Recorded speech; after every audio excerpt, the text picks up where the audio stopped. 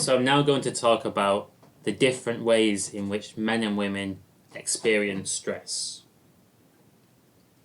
So, when a man is stressed, he becomes increasingly focused and withdrawn, and he withdraws into the cave of his mind, where he can mull over the particular problem which is the source of his stress. So he sits there in solitude with a one-track mind, with tunnel vision, and thinks over the particular problem that's bothering him until he comes up with a solution which he believes is satisfactory, at which point he will feel massively relieved and exit this particular cave and suddenly be back at the races, participating in reality. So this is how men deal with stress. Now women, on the other hand, they deal with stress in a fundamentally different way. So when a woman is stressed, instead of becoming withdrawn and solely focusing on one particular problem, she becomes overwhelmed and increasingly emotional, and she starts to want to talk. She feels compelled to talk about all of her problems in order to relieve the stress. It can be a small problem, a large problem, past, current, future problem, even a problem that is affecting a friend or a work colleague. And as long as she feels that she's being listened to, she's being understood, and her emotions are being validated, gradually and automatically she begins to feel better. Now, the different ways in which men and women deal with stress, this has major implications in relationships, and it can lead to a lot of friction, a lot of tension due to these differences not being fully understood and respected. So I want you to picture a hypothetical scenario where a husband and wife have both been out and they've both had a hard, stressful day's work. So the guy comes home and 95% of his brain is in the cave, focused on solving a particular problem which he's had while he's at work, and only 5% of his brain power is available to listen to his wife, who, because she's had a stressful day, she's talking about her problems. Now, on the one hand, what this means is that the man can build resentment towards his wife because he feels that he needs space to mull over and solve his problem, and he's being distracted and burdened by her problems. So secretly he thinks that she's talking too much, and he builds up resentment towards her. On the flip side, she starts to resent her husband because she thinks that she's talking, she's being vulnerable, she's opening up, she's trusting her husband and talking about her problems, and he doesn't care about her. He's ignoring her. He's really, really distant. So they both build up resentment towards each other. But this is simply due to a lack of understanding.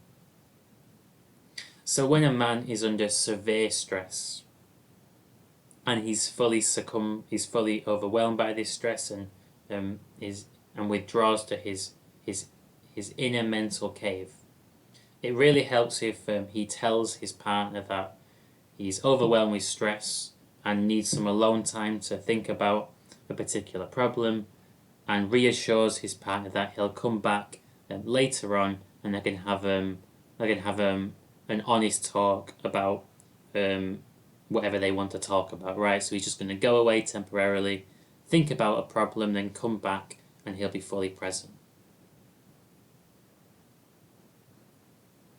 Now, if a man is not overwhelmed by stress, it's really important that he listens to his partner and validates her feelings so that she feels better. So as I mentioned before, it's very, very rare for men to talk about their problems, because on Mars, one Martian really wouldn't want to burden another with his particular problem. And there's only really two reasons which men talk about their problems. One is to get expert advice, and the other is to blame someone. So what this often means is that when a woman's stressed and she's talking about problems, a guy interprets it in one of the two above ways. So if she seems relatively calm, he will think that she's looking for expert advice, she's looking for problems to be solved, and really this is not the case, she just wants to be heard.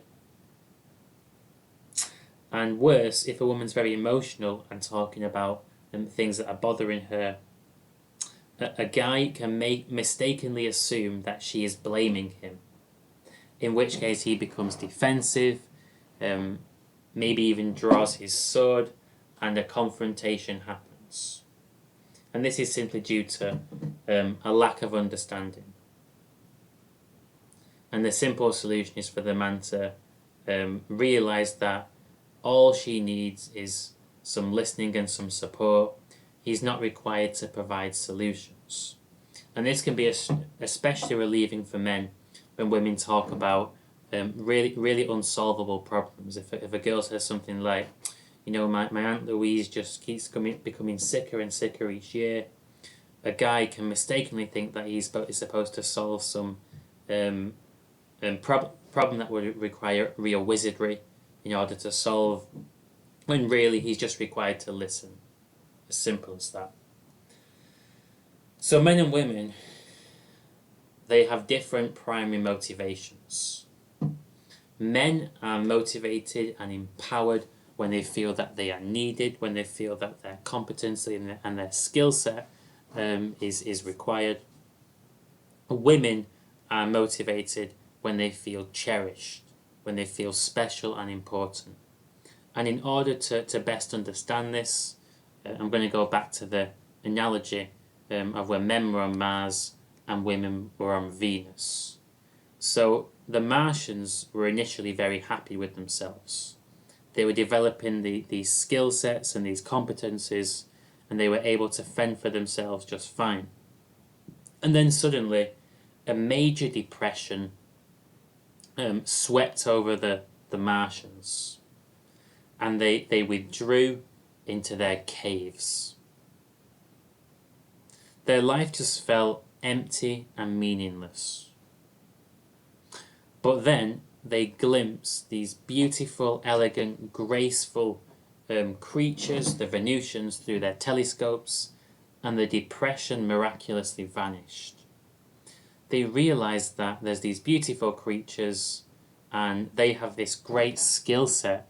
They could go over there and have a positive impact, and instead of just caring for themselves, also care for someone else.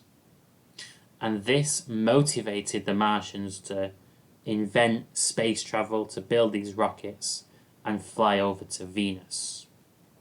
Now the women had a similar experience where they were initially happy by themselves with this nurturing and supportive culture.